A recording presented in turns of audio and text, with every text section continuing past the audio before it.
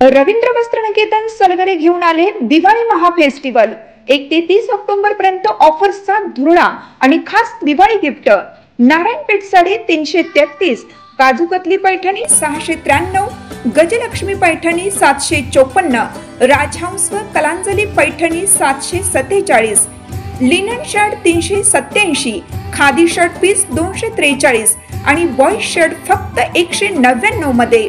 तर मग त्वरा करा, रवींद्र वस्त्रनिकेतन सलगरे आणि शाखा। दिवाळीच्या पहिल्या दिवशी सांगली शहरातील खनभाग, गावभाग, शामरावनगर, गणेशनगर मधील भागात पाणी पुरवठा ठप्प झाल्याने पहिली आंघोळ कृष्णेच्या पाण्याविना झाली। त्यामुळे संतप्त माजी नगरसेवकांनी पाणी पुरवठा कार्यालयासमोर बादली घागर घेऊन ठिय्या मारला, तर अभियंत्यांना घेराव घालत जाब विचारला। ऐन सणा दिवशी पाणी पुरवठा ठप्प झाल्याने नागरिकांनी तीव्र संताप व्यक्त केलाय। शहरात गेल्या अनेक दिवसांपासून पाणी पुरवठा विभागाची यंत्रणा कोलमडली आहे। निम्म्या सांगलीला अपुरा पाणी पुरवठा होतोय। या संदर्भात माजी नगरसेवक, नागरिकांनी पाणी पुरवठा अधिकारी आणि कर्मचाऱ्यांकडे तक्रार केली होती। किरकोळ कारणे देत दुरुस्ती केली जाईल असं पाणी पुरवठा विभागाकडून सांगण्यात आलं होतं, पण महापालिकेने याकडे दुर्लक्ष केल्याने ऐन दिवाळीत पाणी पुरवठा ठप्प झाला। अभ्यंग स्नानाच्या दिवशी सोमवारी शहरातील नळ कोरडे पडले होते। गावभागात सकाळी पाणी न आल्याने नागरिक रस्त्यावर उतरले होते। माजी नगरसेवक युवराज बावडेकर यांनी पाणी पुरवठा विभागाचे अभियंता चिदानंद कुर्णे व मनराज साळुंखे यांना वॉर्डातच घेराव घातला। यावेळी महिलांनी महापालिका अधिकाऱ्यांवर संताप व्यक्त केला। 1 दिवस पाणी बिल भरले नाही तर कनेक्शन तोडलं जातं। आता सणासुदीत पाणी मिळत नाही, मग आम्ही बिले कशासाठी भरायची असा सवाल केलाय। आगामी ईश्वरपूर नगरपालिका निवडणुकीच्या पार्श्वभूमीवर महायुतीच्या सर्व प्रमुख नेत्यांची एक महत्त्वपूर्ण बैठक शासकीय विश्रामगृहात पार पडली। या बैठकीत महायुती म्हणून एक दिलाने निवडणूक लढवण्याचा ठाम निर्धार व्यक्त करण्यात आला। शहरातील विकास, नागरिकांचा विश्वास आणि स्थिर प्रशासन या 3 मुख्य मुद्द्यांवर महायुतीची भूमिका स्पष्ट करण्यात आली। या बैठकीस आमदार सदाभाऊ खोत, भाजपाचे जिल्हाध्यक्ष सम्राट महाडिक, राष्ट्रवादीचे जिल्हाध्यक्ष निशिकांत पाटील, शिवसेना जिल्हाप्रमुख आनंदराव पवार, जिल्हा मध्यवर्ती बँकेचे संचालक राहुल महाडिक, विकास आघाडीचे अध्यक्ष विक्रम पाटील, माजी उपनगराध्यक्ष संजय कोरे, माजी नगराध्यक्ष ॲडव्होकेट चिमण डांगे, माजी उपनगराध्यक्ष जयवंतराव पाटील, माजी नगरसेवक वैभव पवार, माजी नगरसेवक विश्वनाथ डांगे, माजी नगरसेवक विजय कुंभार, शिवसेना तालुका प्रमुख सागर मलगुंडे यांची प्रमुख उपस्थिती होती।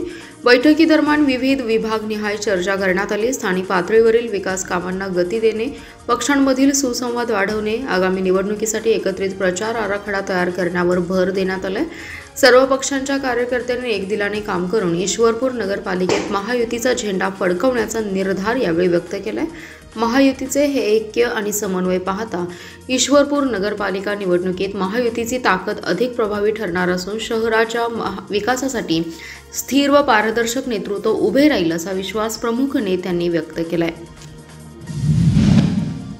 जतचा साखर कारखाना अवसायनात गेल्यानंतर तालुक्यातील शेतकऱ्यांना न्याय देण्यासाठी आमदार जयंत पाटील यांनी कारखाना चालवायला घेतला। त्यामुळे गोरगरीब शेतकऱ्यांना दिलासा मिळालाय।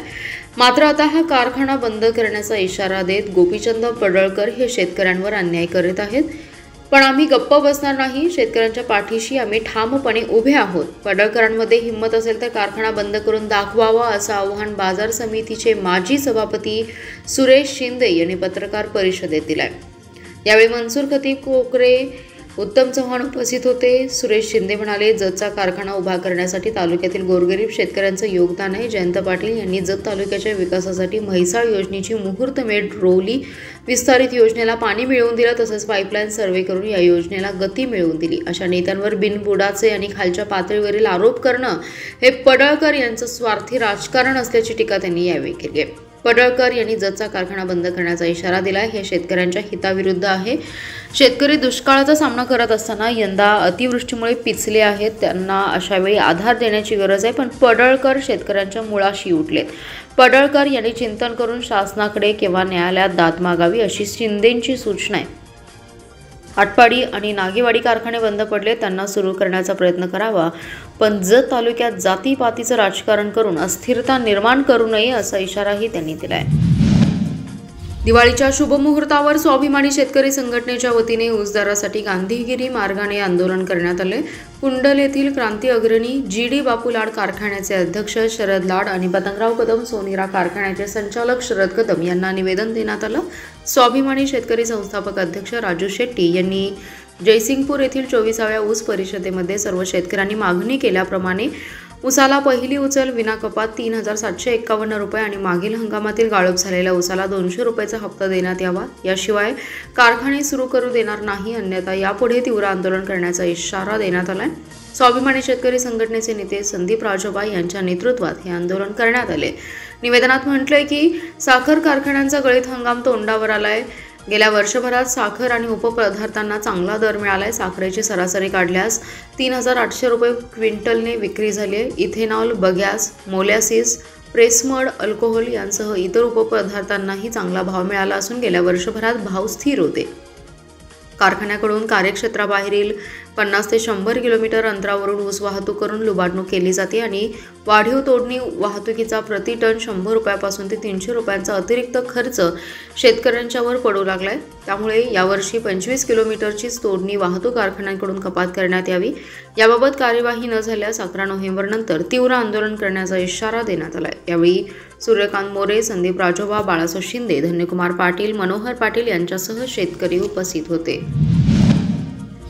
कुत्र्यांच्या भीतीने जीव वाचवण्यासाठी पळत सुटलेलं साळींदर वाकुर्डे खुर्द येथील एका बंदिस्त नाल्यात अडकले। शुक्रवारी रात्री 10 वाजता सुरू झालेले हे थरार नाट्य पहाटे 2:30 वाजता संपले। वन विभाग आणि प्राणी मित्रांनी तब्बल 4.5 तास शर्थीचे प्रयत्न करत ड्रिल मशीनने कॉन्क्रीट नाला फोडून या मुख्या जीवाला जीवदान दिले।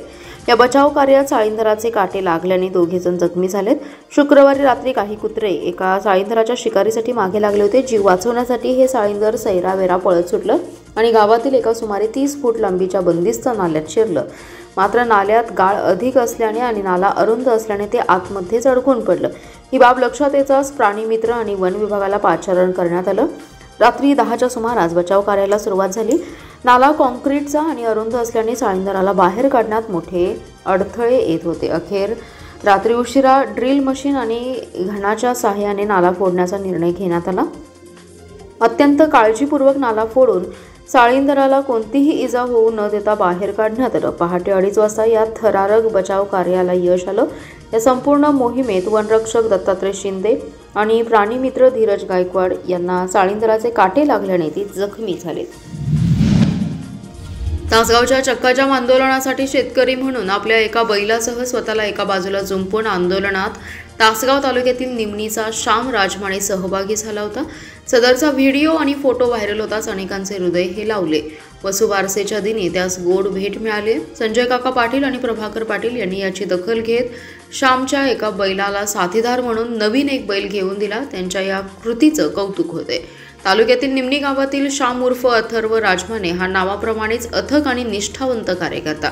तो फक्त संजय पाटलांचा कार्यकर्ता नाही तर तिसऱ्या पिढीतील समर्पणाचा वारसा आहे। 2007 साली संजय काकांना आमदारकीचा गुलाल लागला आणि त्या विजयाच्या रंगात आजोबांसोबत श्यामही नाहून निघाला। तेव्हापासून आजवर तो काकांचा कार्यकर्ता म्हणून उभा आहे। शेतकऱ्यांच्या प्रश्नावर मंगळवारी संजय काका पाटलांनी संघर्षाची भूमिका घेतली आणि सर्व कार्यकर्त्यांना हाक दिली। त्या हाकेला प्रतिसाद देत श्यामने आपल्या घरातल्या एकुलत्या एक बैलासह स्वतःलाच औंताला झुंपलं। भर उन्हात तो अनवाणी 5 किलोमीटर चालला। तासगावच्या आंदोलनात सहभागी झाला। अवताला जोडलेला कार्यकर्ता पाहून असंख्य लोकांच्या डोळ्यात अश्रू आले। तो व्हिडिओ क्षणात व्हायरल झाला आणि लोकांच्या हृदयात कालवाकालव झाली। पद, पैसा, सत्ता यांच्या मागे धावणाऱ्या या जगात श्यामने दाखवून दिलं संजय काकांचा कार्यकर्ता कसा असतो। त्याच्या या निष्ठेने आणि प्रेमाने संजय काका आणि प्रभाकर बाबा दोघांचं मन भारावून गेलं। नेत्यांच्या मनात आपल्या या कार्यकर्त्याबद्दल अपार जिव्हाळा आणि कृतज्ञता निर्माण झाली। आर्थिक दुर्बल घटकांच्या घरात अंधार असताना आपल्या अंगणातील दिव्यांचा प्रकाश संवेदनशील मनांना टोचत राहतो। त्यांचे दारिद्र्य पाहून मन व्यथित होतं। म्हणूनच त्यांच्याही घरात अंगणात दिवाळीची स्नेहज्योत उजळावी यासाठी कोटेश्वर महिला मंडळाने पुढाकार घेतलाय। सलग 5व्या वर्षी हा उपक्रम राबवण्यात आला। यावेळी मंडळाचे अध्यक्षा सीमा डांगे, उपाध्यक्षा दीपाली निकम, कार्याध्यक्षा जयश्री कवठेकर, सचिव दीपाली गायकवाड, कोषाध्यक्षा नीता पाटील, संगीता गुरव, सुनीता निकम, स्मिता कदम, सविता गायकवाड, योगिता गायकवाड आदींसह मंडळाच्या सदस्या उपस्थित होत्या। दारिद्र्याअभावी ज्या घरात पंथी पेटणार नाही तिथे मंडळाच्या माध्यमातून दिवाळी साजरी होईल। बाजारपेठेत ग्राहकांची गर्दी सुरू आहे। अबालवृद्ध नवीन कपडे खरेदी करत आहेत। त्याचबरोबर फटाक्यांच्या आतिषबाजीने आकाश उजळून निघेल। तर घराघरात दिवाळीचा फराळ सुरू आहे, पण हे सुख सगळ्यांच्या अंगणात दिसणार आहे का असे प्रश्न मनाला अस्वस्थ करणारे आहेत। रस्त्यावर राहणारे बेघर नागरिक, ऊसतोड मजूर या सर्वांची कोटेश्वर महिला मंडळाने दिवाळी गोड केली आहे। त्यांना व्होकल टू लोकल म्हणजेच महिला मंडळाच्या सदस्यांनी तयार करून घेतलेला दिवाळी फराळ तसेच नवीन कपडे, साड्या, सुवासिक साबण, तेल, उटणे, पंत्या, आकाशकंदील याबरोबरच इतर साहित्यांची मदत केली आहे। जिल्ह्यात जुलैमधील पूर आणि सप्टेंबरमधील अतिवृष्टीमुळे कृष्णा आणि वारणा नदी काठासह दुष्काळी पट्ट्यातील बागायती आणि फळ पिकांचं प्रचंड नुकसान झालंय।